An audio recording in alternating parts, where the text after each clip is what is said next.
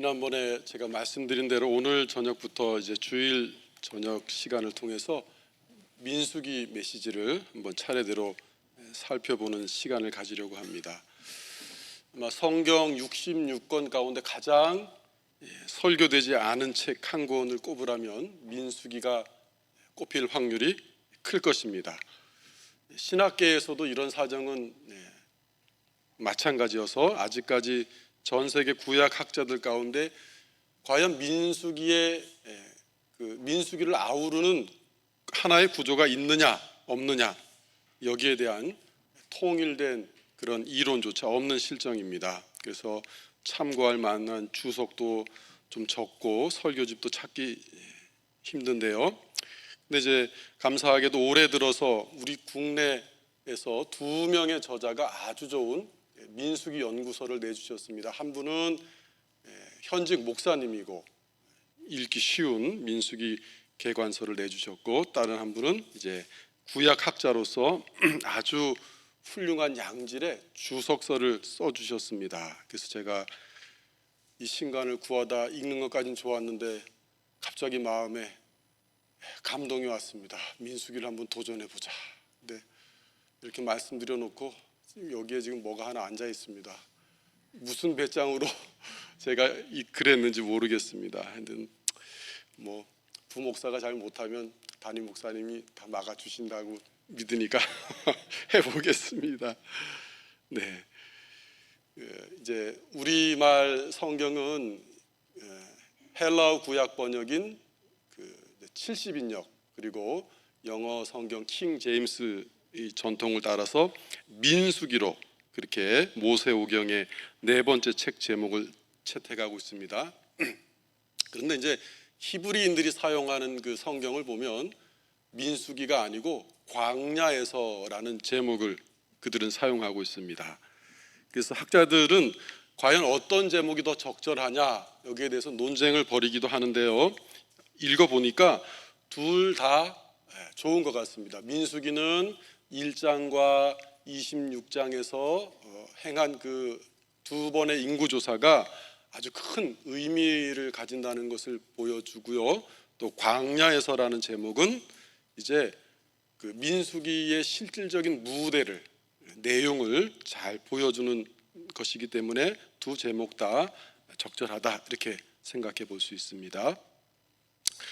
그 모세오경을 우리가 읽을 때 가장 중요하게 봐야 될 것은 하나님께서 창세기 3장 15절에서 이제 에덴 동산에서 쫓겨나는 아담과 하와에게 주신 그 메시아, 여인의 후손에 대한 그 약속이 어떻게 이어져 가는가 하는 것이 가장 중요한 맥락이라고 할 수 있는데요. 그래서 하나님께서 이제 창세기에서 한 사람을 택하십니다. 그게 바로 아브라함이죠. 그리고 창세기 12장 1절에서 3절에서 아브라함에게 4가지를 약속해 주십니다. 첫 번째는 땅, 두 번째는 후손, 그리고 세 번째는 이제 복, 네 번째는 이제 언약 관계를 하나님이 신실하게 유지하시겠다 하는 것이죠. 그래서 창세기는 전체적으로 보면 이 아브라함에게 주신 언약을 하나님께서 이루시기 위해서 한 민족을 어떻게 택했느냐 하는 것을 보여주는 것이고요.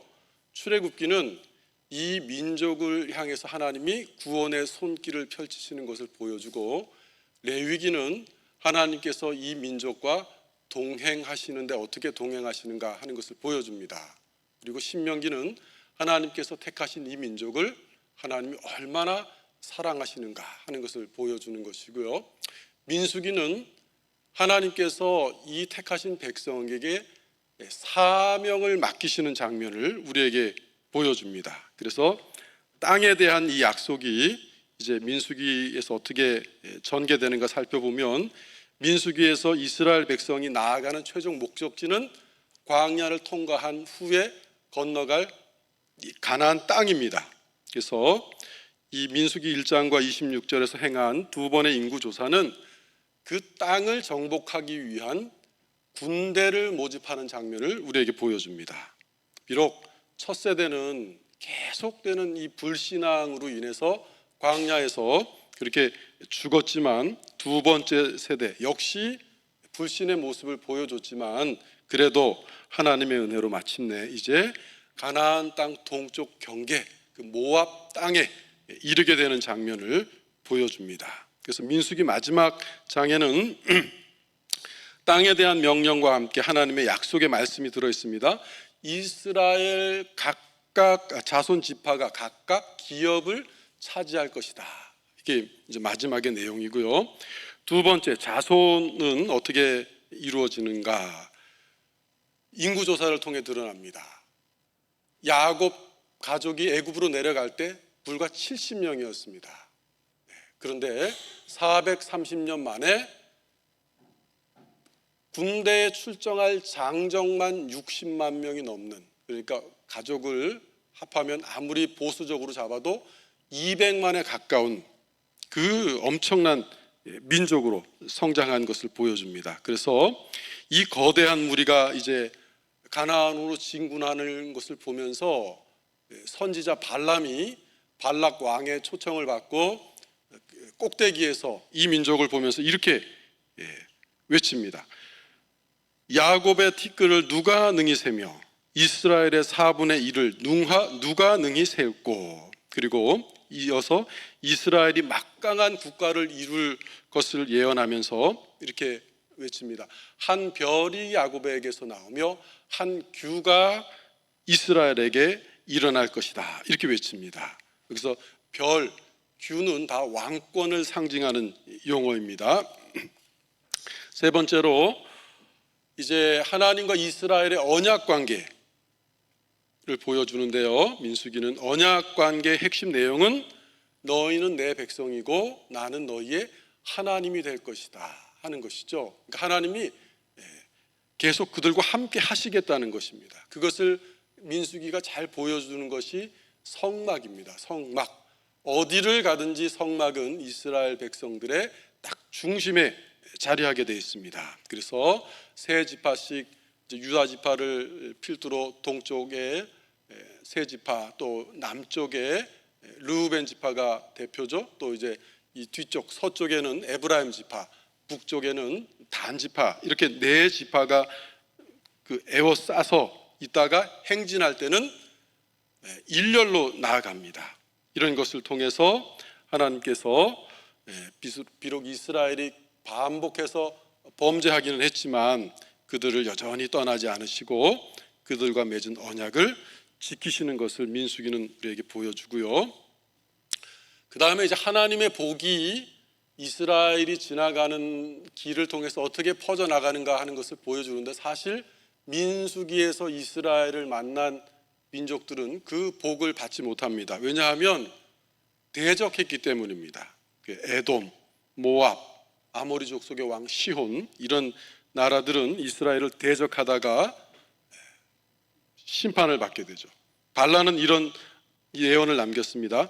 너를 축복하는 자마다 복을 받을 것이요 너를 저주하는 자마다 저주를 받을지로다. 그래서 과연 하나님께서 창세기 12장에서 아브라함에게 하신 이 복의 성취가 이제 그 후손 이스라엘을 통해서 어떻게 이루어지는가 하는 것을 민수기는 우리에게 조금 보여줍니다. 그래서 근데 중요한 것은 이러한 하나님의 약속이 어떻게 이루어지는가, 거룩한 길을 가는, 순종의 길을 가는 이스라엘을 통해서 이루어진다는 것이죠. 그래서 민수기는 우리에게 결단을 촉구합니다. 1세대의 길을 갈 것이냐, 2세대의 길을 갈 것이냐. 둘 다 부족합니다. 하나님께 죄를 지은 건 둘 다 차이가 없습니다. 그런데 결정적인 하나의 차이가 있다는 것이죠.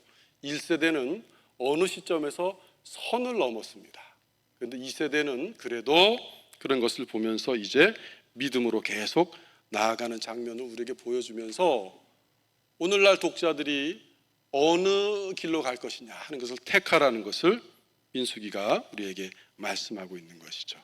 이제 이런 우리가 큰 이해를 가지고 보시면 그 민수기와 모세오경에 또 약간의 그 성격이 다른 게 하나가 더 있는데요. 창세기, 출애굽기, 레위기, 신명기는 어떻게 보면 이제 공식 보도 자료와 같다고 할 수 있습니다. 청와대에서 이제 언론사에 이렇게 자료를 배포할 때 그 공식 보도 자료를 주는데 거기에는 대통령이나 참모진들이 뭐 생활하는 시시콜콜한 내용은 하나도 없습니다. 또 외교적으로 군사적으로 민감한 사안도 거기에는 넣지 않습니다. 그런 것들은 대부분 대통령 기록물로 이제 따로 지정해 두죠. 그래서 이렇게 내세울 만한 자료들 이런 것만 뽑아서 보도합니다. 창세기, 출애굽기, 레위기, 신명기는 그런 성격을 가졌습니다. 물론 100% 그렇다는 건 아니지만 그런 공식 보도 자료 같은 것이고, 민수기는 그렇지 않습니다. 민수기는 이스라엘 자손 이 백성들의 입장에서 보면 변명의 여지가 없는 실패의 기록입니다. 그럼에도 모세는 민수기를 기록하면서 가감없이 이 장면을 우리에게 보여주는 것이죠. 그래서 하나님께서 모세를 통해서 이스라엘의 실패를 그대로 우리에게 보여주는 것 또한 큰 의의가 있다 하겠습니다. 오늘날 지상의 교회들 또 각 성도 개인들의 그런 걸어온 발걸음을 뒤돌아볼 때 과연 우리가 이렇게 교회사 책이나 교회의 공식 요람에 공식적으로 남겨도 부끄럽지 않을 만한 부분이 얼마나 될까? 솔직히 많지 않을 것입니다. 이 세상을 걷는 교회 또 성도들 개인의 삶의 많은 부분은 사실 민수기 내용과 같습니다. 실패한 기록, 어두운 기록, 하나님 앞에 징계당한 기록, 자기만 보고 싶지 남 앞에는 그렇게 보여주기에 민망한 부분이 많을 것입니다. 그렇지만 우리가 이제 자신의 이런 역사 또 교회의 아픔을 외면해서는 안 됩니다. 기억해야 됩니다. 그래서 하나님의 은혜가 이런 우리의 그런 죄악된 발걸음에도 불구하고 어떻게 계속 이어져 왔는가, 우리가 기억하는 것이 매우 중요하죠. 그리고 이 민수기가 이스라엘의 치부를 그대로 드러내주고 있기는 하지만 동시에 하나님께서 정말 이렇게 신실하시고 이렇게 오래 참으시고 이렇게 끝까지 은혜를 베푸시는 분이구나 하는 것을 우리에게 보여주는 것입니다. 그래서 양면이 다 필요합니다. 어느 한 면만 강조하면 자칫 위축이 될 수 있습니다. 또 밝은 면만 너무 강조하면 위선이 될 수도 있는 것이죠. 이런 이제 이해를 가지고 우리가 본문을 볼 텐데요. 오늘 저녁은 민수기 1장 1절 한 구절만 택했습니다. 이 말씀을 통해서 모세는 이스라엘 백성이 맞이한 새로운 시간, 새로운 공간에 우리도 유의해서 봐줄 것을 이제 요청하는 것이다, 이렇게 볼 수 있겠습니다. 모세는 이스라엘 백성이 맞은 이 시간의 기준을 출애굽을 시점으로 잡았습니다. 여호와께서 430년 만에 이스라엘을 애굽으로부터 이끌어내셨죠. 그런데 이스라엘이 출애굽하던 그 밤이 속해 있던 그 달을 이제 이스라엘의 1월로 첫 번째 달로 그렇게 삼도록 하나님께서 출애굽기 12장 2절에서 지시했습니다. 그래서 민수기 1장 1절은 그 밤이 속한 그 달을 기준으로 애굽 땅에서 나온 지 2년째 되던 해 둘째 달 첫째 날, 그러니까 이제 출애굽한 그 밤으로부터 한 14개월 된 시점이라는 것을 우리에게 보여주고 있습니다. 그래서 이스라엘은 이렇게 종교력, 일반력이 따로 우리나라 음력, 양력처럼 사용되는데요. 종교력 이제 기준이 되는 이 출애굽과 일반력은 한 6개월의 차이가 있습니다. 그러니까 이스라엘의 일반력으로는 7월에 출애굽을 한 것이고요. 오늘날 우리가 사용하는 양력으로 환산하면 한 4월쯤 이렇게 계산할 수 있습니다. 그래서 이스라엘의 역사적인 출애굽은 종교력 기준으로 제1년 1월 14일에 있었습니다. 출애굽기 12장 1절에 나오죠. 그리고 이스라엘이 시내산 자락에 도착한 시점은 약 2달 후인 1년 3월입니다. 그리고 이들은 시내산에서 10달 정도 머무릅니다. 그리고 하나님으로부터 십계명을 받고 또 이제 삶을 위한 율법을 받고 그리고 가장 중요한 성막을 시내산 밑에서 완성합니다. 그러면서 모세로부터 이제 창세기 말씀을 그 광야에서 배우는 거죠. 그래서 온 세상을 창조하시고 또 그들의 조상들에게 하신 그 언약을 하나님께서 어떻게 신실하게 이루셨는가 하는 것을 모세가 알려주므로 이스라엘 백성을 하나님을 아는 지식으로 광야에서 무장시킨 것입니다. 이 기간에 여호와께서는 모세를 통해서 오합지졸과 같던 이스라엘을 이제 제법 전쟁에 나가도 될 만한 군대로 재정비하도록 하신 것입니다. 그래서 광야를 통과하면서 맞이해야 할 전쟁을 수행하도록 그렇게 하나님께서 인도하신 것이죠. 자, 이제 이스라엘은 광야길을 통해서 약속의 땅으로 들어갈 텐데요. 하나님의 임재의 구름이 성막 위로 떠오르면 이제 출발하는 것입니다. 그래서 출애굽기가 그 하나님의 임재의 구름이 떠올라서 이스라엘이 광야길을 출발하는 것으로 끝나고 사실 시간상으로 보면 바로 민수기 1장 1절이 시작돼야 되는데 중간에 레위기가 끼어 있는 것입니다. 그래서 그런 이해를 하면 되시겠고요. 제가 오늘 이 모세오경의 독특한 구성 때문에 본문을 시간에 따라서 재배열하다 보니까 조금 복잡하게 느껴지실 수도 있는데 그렇지 않습니다. 핵심만 간추려서 다시 말씀드리면 모세에게 민수기 1장 1절 이하의 말씀이 임한 시점은 성막이 완성되던 출애굽 2년 2월 1일입니다. 출애굽한 지 14개월째 되던 달입니다. 그리고 여호와의 말씀이 임하자 이스라엘은 이제 첫 번째 인구조사에 들어갑니다. 이 인구조사가 14일 동안 진행됩니다. 그리고 인구조사를 마친 후에 제2년 2월 14일 해가 진 후부터 일주일 동안 광야에서 첫 유월절을 지킵니다. 조금 늦게 지키는 것이죠. 그리고 이제 모든 일정을 다 마치고 제2년 20일에 시내산을 떠나서 본격적인 광야 여정에 들어서게 됩니다. 그러니까 출애굽한 뒤 첫 번째 유월절까지 마친 이스라엘이 이제 광야 여정에 들어서게 됐는데요. 이스라엘의 이전 시간은 모두 이제 지나간 시간이고 지금부터는 이스라엘에게 완전히 새로운 시간, 구원의 시간이 되는 것이죠.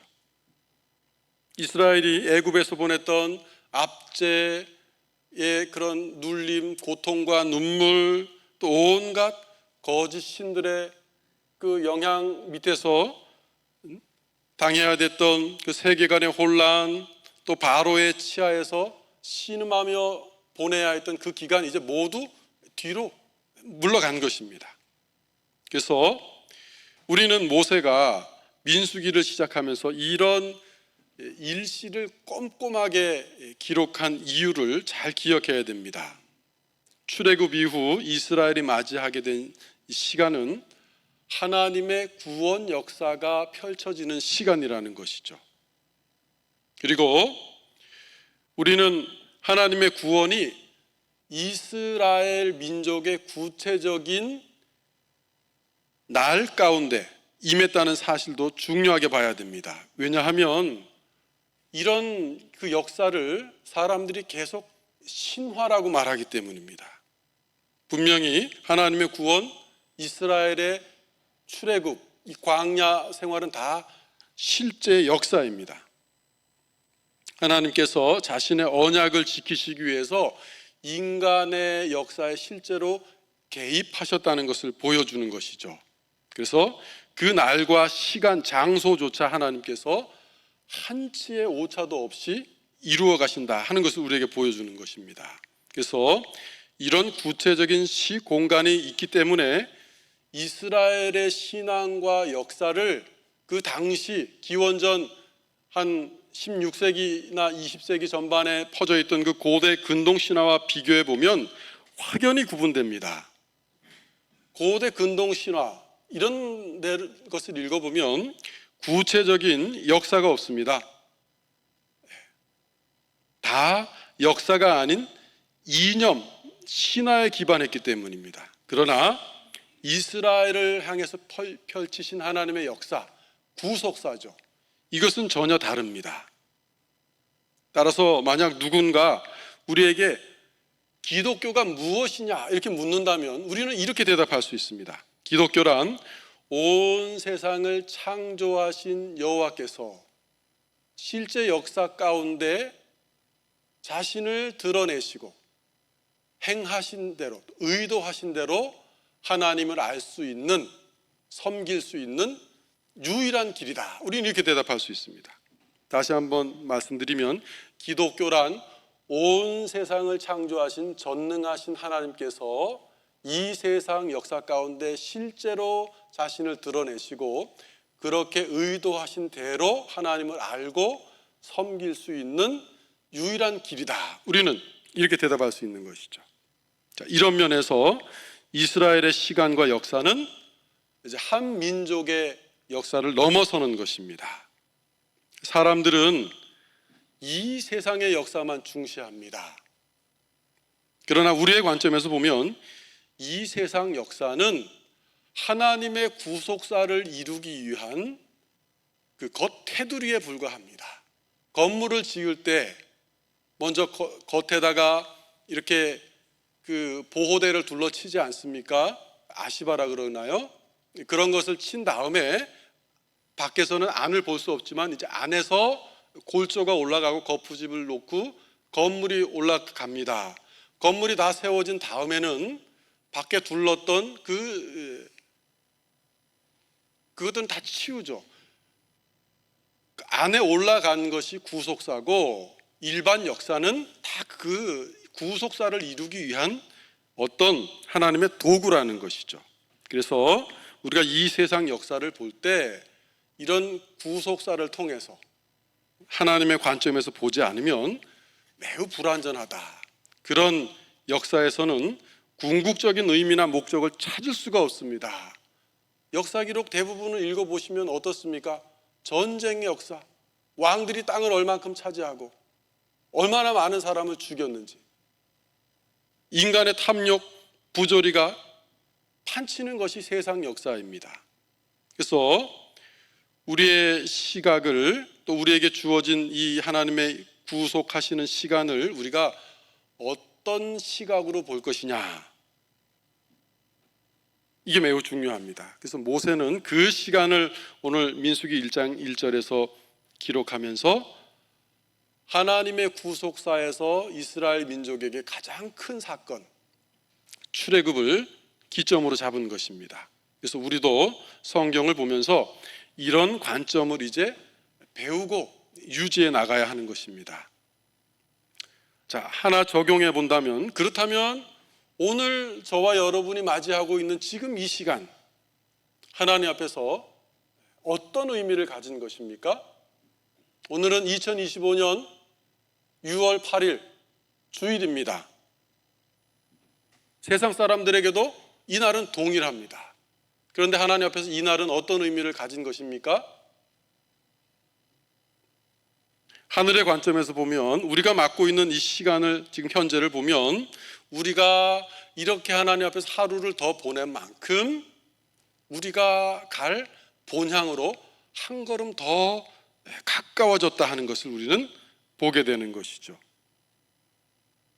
또 조금 더 구체적으로 한번 보시면 우리 송내 중앙교회의 역사에 있어서도 우리 성도님들 각 삶의 역사에 있어서도 어떤 기념할 만한 그런 은혜의 사건, 시간이 여기저기 디딤돌처럼 놓여 있을 것입니다. 우리가 하나님 앞에서 그 날들을 어떻게 돌아볼 것인가, 매우 중요하죠. 하나님이 우리를 이끄시고 우리를 도우시고 우리를 지금까지 이렇게 인도하신 것이 어떻게 연결되었나 하는 것을 우리는 볼 수 있어야 됩니다. 그래서 하나님의 관점으로 우리 교회의 발자취를, 나 개인의 발자취를 해석할 수 있어야 되는 것이죠. 그래야 이 광야 같은 세상에서 우리가 하나님의 자녀로서 이 영적인 신분과 정체성을 잃지 않고 유지할 수 있는 것입니다. 지금 이스라엘이 맞이한 시간, 이들이 광야에 서 있는 시간은 하나님의 백성이요 나라로 거듭난 이스라엘 백성들의 정체성을 일깨워주고 있는 것입니다. 그냥 시간이 아니고 출애굽한 이후의 시간입니다. 이제 애굽 기준의 시간은 없는 것입니다. 이스라엘의 구원과 정체성이 하나님의 말씀에 의해서 새롭게 시작되었듯이 앞으로 광야의 여정도 마찬가지입니다. 그들은 앞으로 광야에서 마실 물을 어떻게 구합니까? 여호와 입에서 나오는 말씀으로 물을 구합니다. 하나님이 모세를 통해 말씀하시자 반석에서 물이 터지고 쓴 물이 단물로 변하는 것을 경험하게 될 것입니다.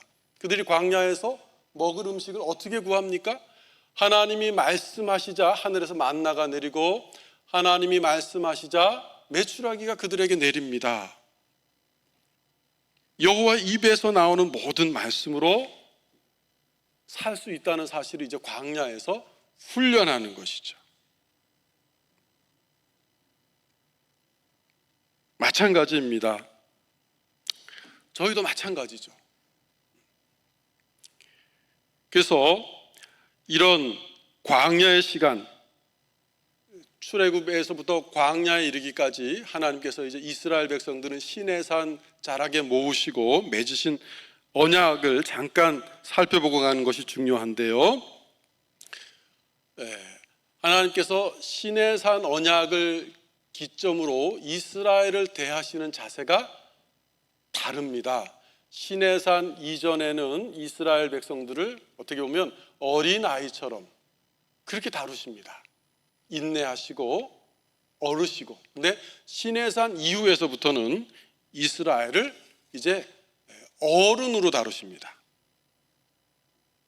그래서 어떤 신학자들은 시내산 언약을 결혼 언약이다 이렇게 부릅니다.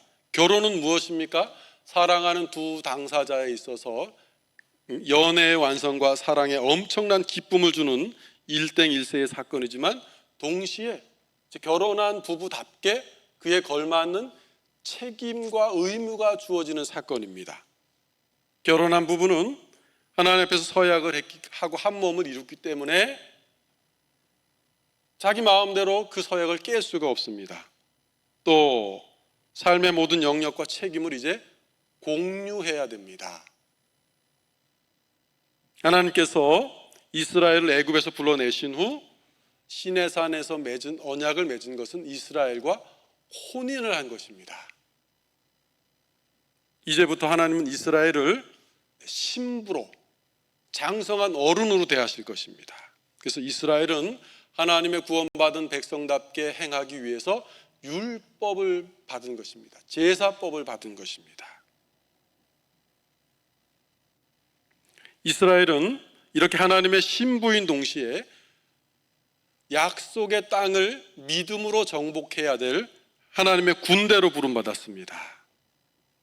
다음 주에 살펴볼 텐데요. 민수기 1장은 단순한 인구조사가 아니고 전쟁에 나아가서 싸울 남자의 숫자를 세는 장면입니다.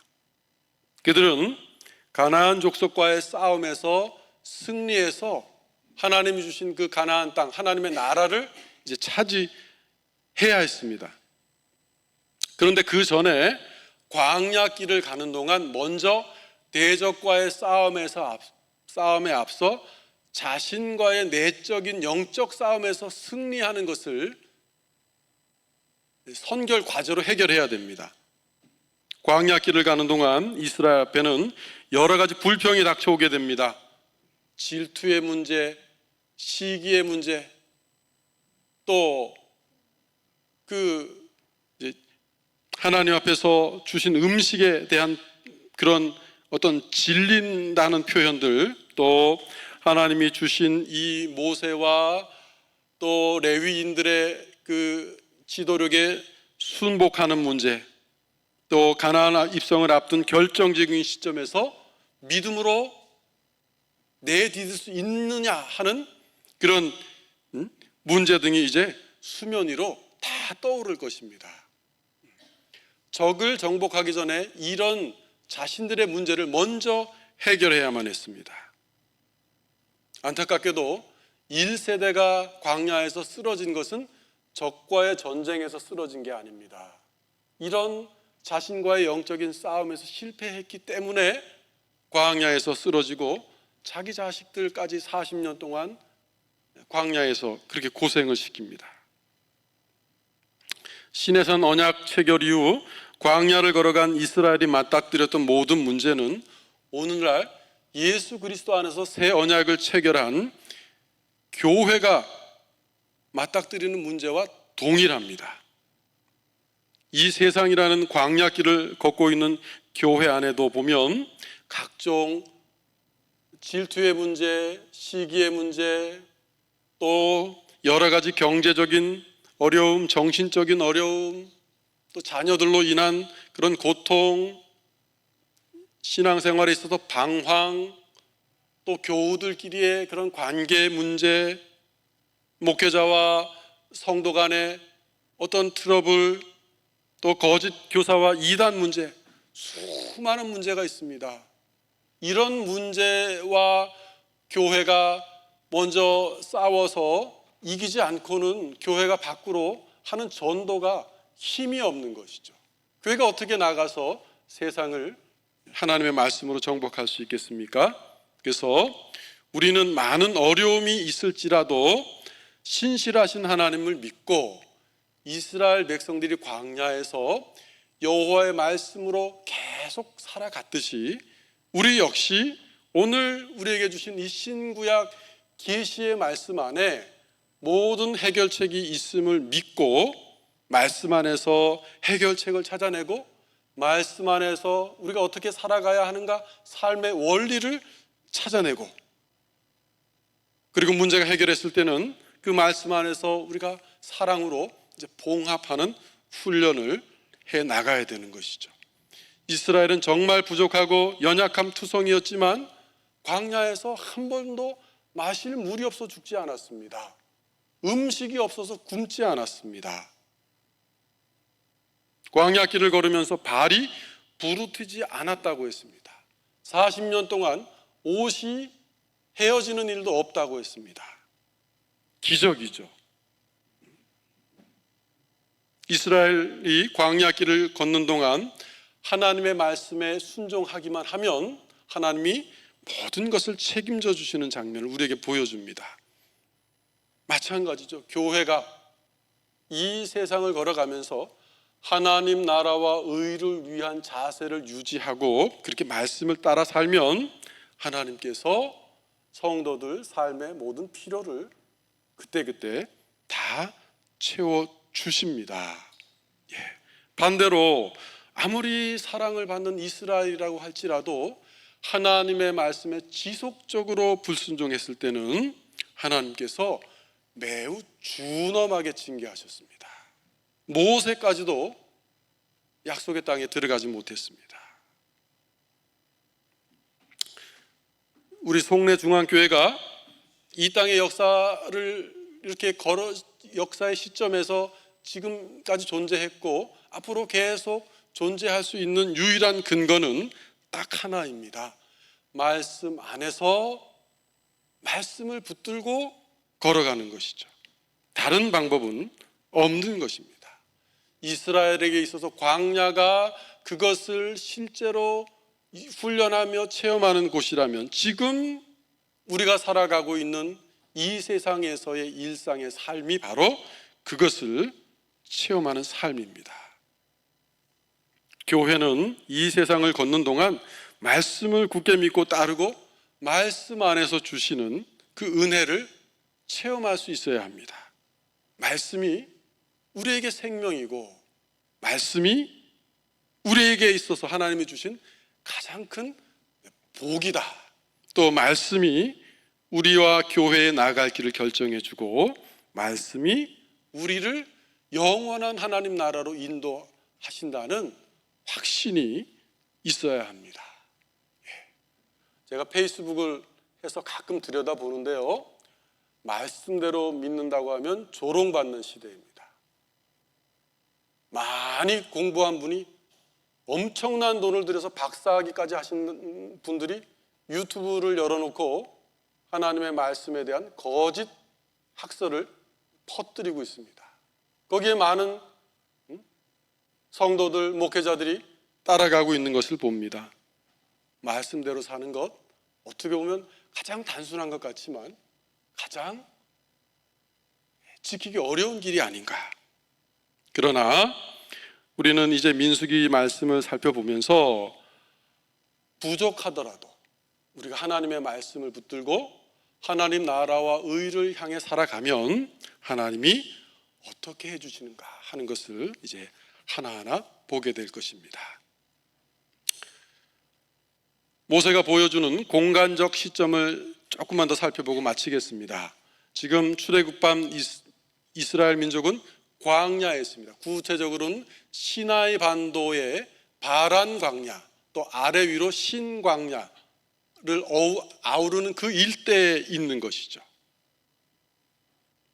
광야에서 이스라엘 백성은 재탄생되었습니다. 광야에서 창세기, 출애굽기, 레위기, 이민수기 말씀을 모세에게 배우면서 하나님을 다시 아는 지식을 새롭게 했고, 또 하나님이 자기들의 조상 아브라함과 이삭과 야곱에게 주신 그 언약을 지금까지 어떻게 잊지 않으시고 신실하게 지키셨는지 광야에서 다 체험했습니다. 광야는 불같은 저희가 찾아오고 낮에는, 밤이면 또 몸을 움츠리게 만드는 추위가 있는 곳입니다. 광야는 마실 물을 구할 수 없는 곳입니다. 가축을 먹일 풀도 찾기 힘든 곳이 광야입니다. 그러나 광야는 하나님의 입으로 나오는 모든 말씀으로 또 충분히 살 수 있는 그런 역설적인 장소였습니다. 하나님의 은혜를 온몸으로 체험하는 곳이 바로 광야입니다. 동시에 광야는 머물다 떠나는 곳이지 계속 안주하는 곳이 아닙니다. 우리가 사는 이 세상도 마찬가지입니다. 이 세상은 우리가 그저 80년, 90년 이렇게 살다 떠날 곳이지 이곳에서 1000년, 만년 안주할 곳이 아니라는 것입니다. 그렇다면 우리는 이 땅에서 무엇을 훈련해야 됩니까? 하나님의 말씀을 우리가 어떻게 붙들고 어떻게 하나님을 믿음으로 섬길지를 우리는 날마다 훈련해야 됩니다. 우리가 이런 하나님 말씀에 마음을 집중하지 않고 우리 눈앞에서 하나님의 말씀을 놓쳐버린다면 우리는 광야의 1세대처럼 방황하게 될 것입니다. 물론 하나님은 범죄한 이스라엘의 첫 세대도 구원을 취소하신 것은 아닙니다. 여전히 그들을 향해서 내 백성이다 이렇게 부르셨습니다. 무섭게 징계하셨을지언정 구원을 취소한 것은 아니지만 그럴지라도 광야에서 1세대가 보낸 이 40년의 방황, 너무도 뼈아픈 시간입니다. 우리는 이 거친 광야를 이제 하나님의 말씀을 붙들고 계속 나아가야 됩니다. 그래서 우리가 저녁마다 살펴볼 이 민수기 말씀을 통해서 다시 한번 우리 신앙의 허리띠를 동이고 어떻게 한 주간도 하나님의 말씀을 붙들고 믿음으로 살아갈 것인가 하는 것을 고민하시면서 기도하시면서 그렇게 살아내신 후에 다음 주에 또 뵙게 되기를 간절히 소원합니다. 기도하시겠습니다. 하나님 아버지, 애굽에서의 그 모든 시간을 뒤로하고 안주할 곳인 마냥 오래 머무르고 집도 짓고 자손도 낳았던 애굽 땅 고센, 애굽에서 가장 좋은 그 고센 땅을 뒤로하고 아무것도 없는 광야로 나온 이스라엘 백성, 그러나 이곳에서 신실하신 하나님을 대면하여 만나고 하나님의 말씀을 받고 그 말씀이 곧 영적인 생명이요 육신의 모든 필요까지도 체험하는 것임을 이스라엘은 배우게 됩니다. 하나님 아버지, 민수기를 배우는 저희에게도 이스라엘의 체험이 현재적으로 이루어지는 귀한 시간 될 수 있도록 도와주시옵소서. 예수님의 이름으로 기도드립니다. 아멘.